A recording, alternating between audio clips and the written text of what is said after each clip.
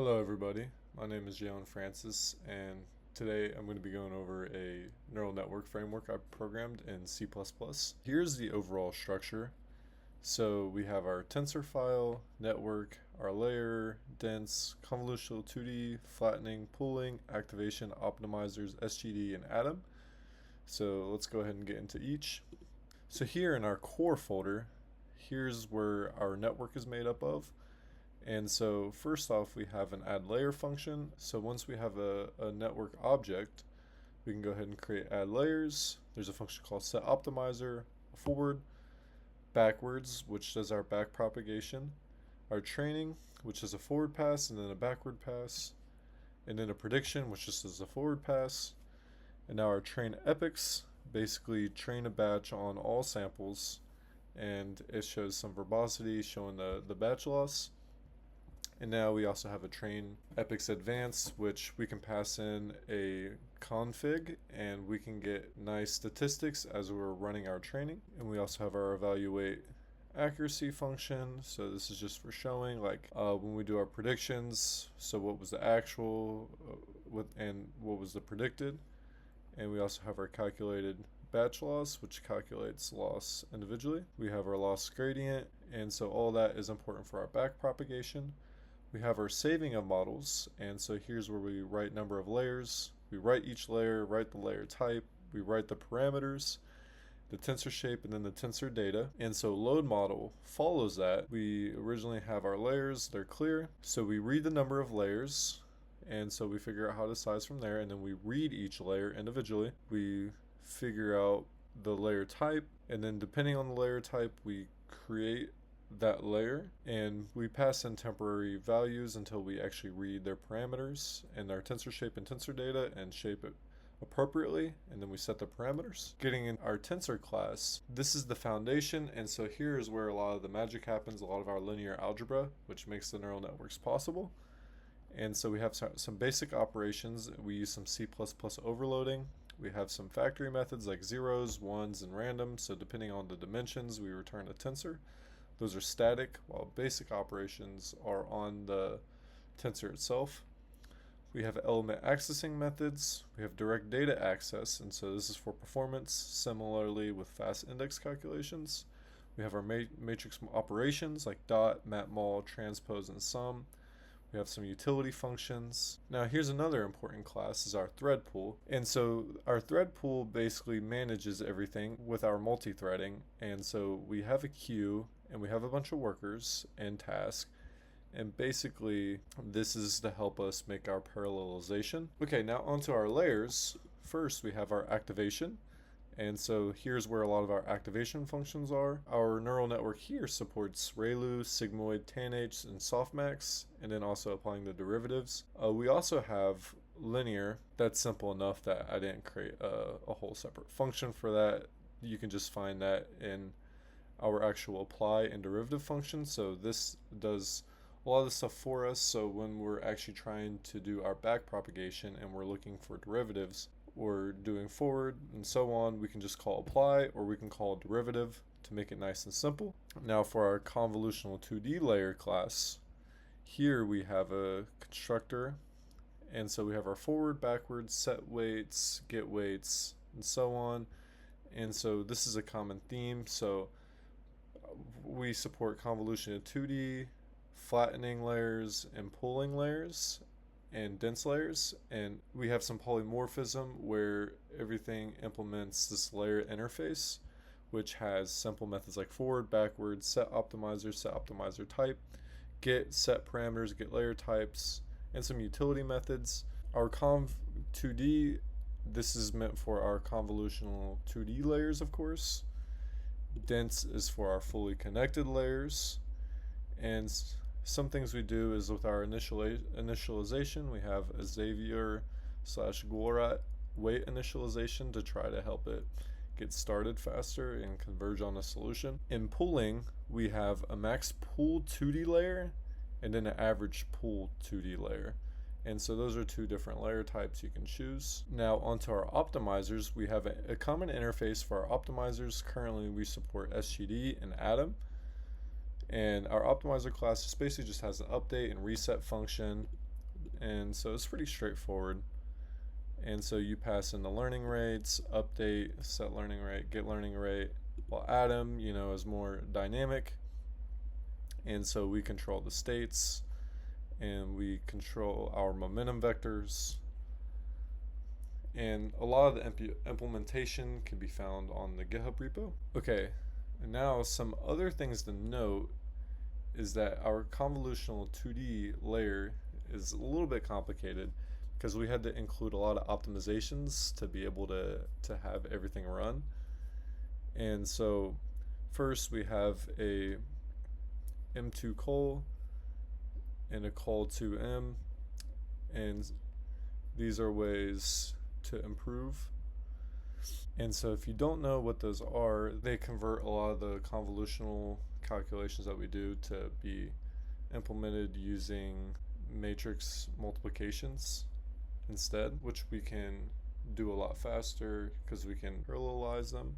Oh, also some other things to note are that we also use a BLAST library to do some gem optimizations, which also improve a lot. Okay, so now on to some of the fun things. So I have some very simple examples that we can run. And so first off, we have a simple CNN for image classification, and this shows us how we can create a network. So as you can see, I'm using namespace JNet just to avoid some redundancy. But here we have network CNN. And so here's how we can go ahead and add layers. Here's how we can create and set an optimizer. And here's how we create our tensors and our training targets. And so this just as an initial forward pass. And so first off, our training samples are random, so our model's not going to learn much from it. But one way you can go ahead and run these models, go to my terminal, and I make a build directory, cd into it, do cmake ... or cmake ... and then we can go ahead and type in make.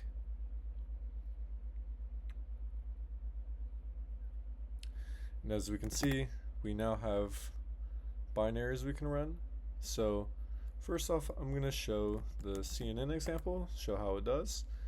And so we have a training config so we can see it as it actually trains, see what's going on. And you see we have the accuracy, but that's kind of nonsense since we do have randomness, so we're not really actually learning anything. Another example we can go through here is how we can do different optimizers.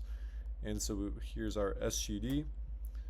But if we also wanted to add an atom optimizer, it's very similar due to our polymorphism. So I can go ahead and run optimizer comparison. Now it doesn't really mean much. This is a very small training set. This is just to show. Here's another fun example. So here's a sine regression. So I have a generate sine data, and so we're trying to create a regression, figure out the function. And so to make things a little bit more difficult, we went ahead and added some noise. So we use the actual sine function, but we also randomly generate noise for our data, so it's a little bit harder to learn. And so this is a fully connected network. And so as we train, we do 100 epochs, we print every 10, and just for here we show accuracy false.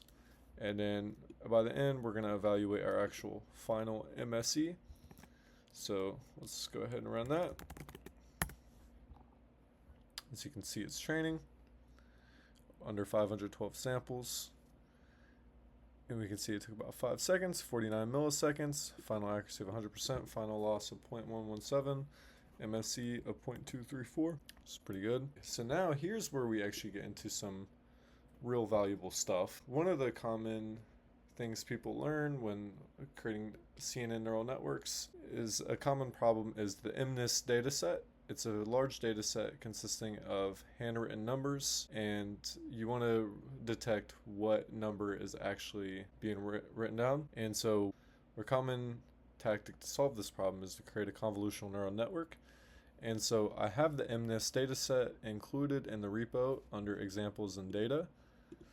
And so in here we have a function that loads the images and puts it into our tensor format, loads labels, does the same thing. So in here we load it up and it tells you where you can download it if you don't have them downloaded. So we load the images, we load the labels for the testing and training set. And so here we have a convolutional 2D layer, a max pool 2D layer, another convolutional 2D, max pool 2D, a flatten, and then we have 2 fully connected layers. We're using an SGD optimizer with a 0.01 learning rate. We train using 3,000 samples, as you can see here, and we're testing under 200. And so this is going to take a little bit of time because although I did try to include optimizations, it doesn't quite beat out competitors such as TensorFlow and PyTorch, but it does still run. If I go ahead and go back, since I have relative pathing and so it's under examples/data, I run the executable from the root directory. But if I go here, and so here's just some sample output. Here's just kind of like what the training set looks like if you're not familiar. So these are kind of images you see. And here test the forward pass, output shape, and show some initial predictions. And so as you can see, initially it's just predicting 7 for everything. So yeah, I'm gonna go ahead and take a pause and I'll speed this up and we'll see what it's looking like when it's done.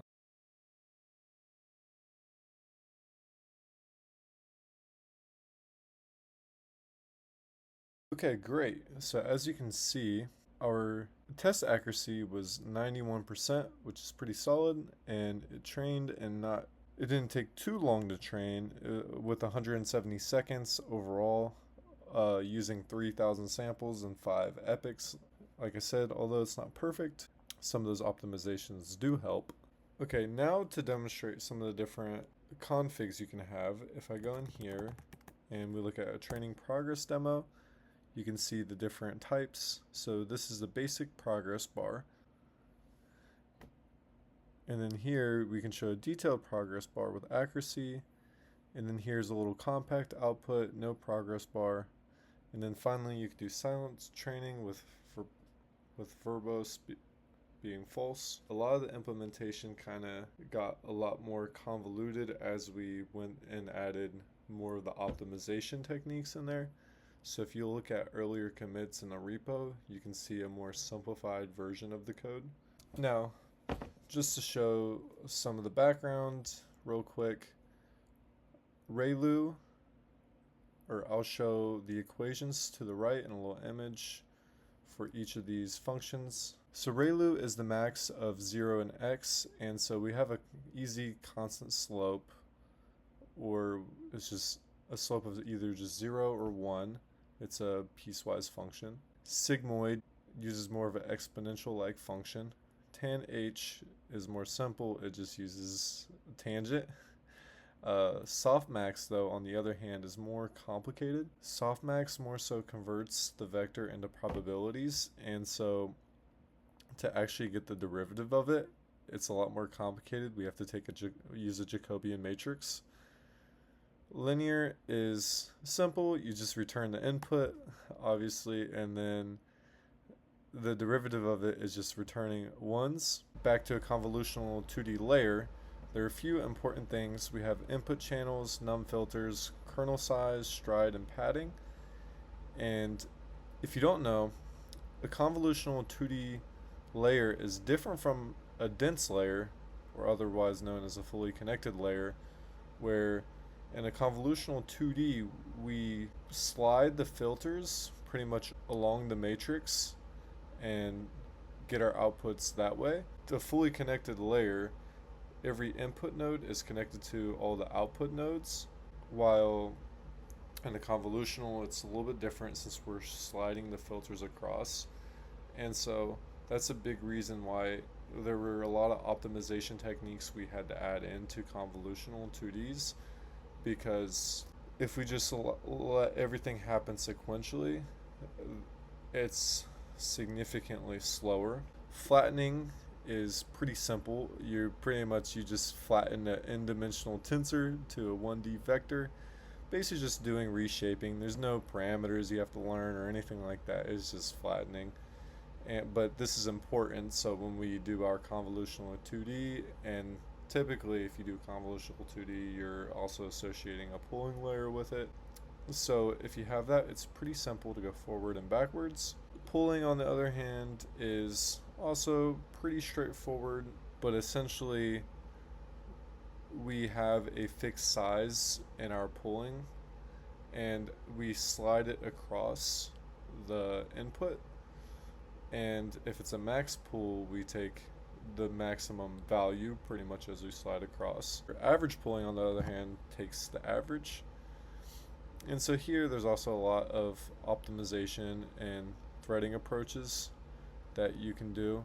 And so as you can see here, we use our total operations. We have a thread threshold depending on what our total operations, because there's no reason to do multi-threading if you have a really small problem, since a lot of that setup and that overhead of setting up the concurrency may not even be worth it in the first place. Okay, so that's pretty much it. This GitHub repository is open to public, so if anyone has questions or if anyone wants to make changes or make improvements or fork it, whatever, it's completely up to you. This is open source. You can mess and tweak with it however you wish, but there are still many improvements that can be done. First, there's constant optimizations. There's always optimizations you can do, especially with tensors and the whole neural network game.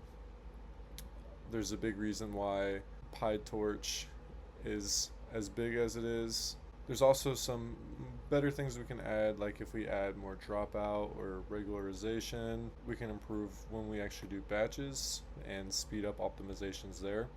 Of course, too, we could do more LSTM, RNN models. There's more advanced loss functions we could use, so everything we do uses MSE here. We can support cross entropy. And then of course you can't forget CUDA. That's a big thing. CUDA support is huge. It can greatly improve the speed and efficiency of your models. And yeah, so that's basically about it. So my advice is, if you want to learn more about neural networks, it does help to start fresh. If you do a project like this, don't do the optimizations until you got something working. And then also make sure you get really familiar with back propagation, how it works, and then I'd also recommend doing the simplest of the activation functions like ReLU and sigmoid first, since those are the easiest, and then linear, of course, and they can get you pretty far. But yeah, basically when I started, I just did a very simple network that would consist of just fully connected layers and doing very simple regression problems. And then after that, doing convolutional neural networks can be very beneficial, but they're a lot to set up, they're a lot of work, and takes a lot of research to get going. But I think this is a overall good project to work on and get familiar, especially if you want to get involved in AI. But other than that, I hope you have a good day, and see ya.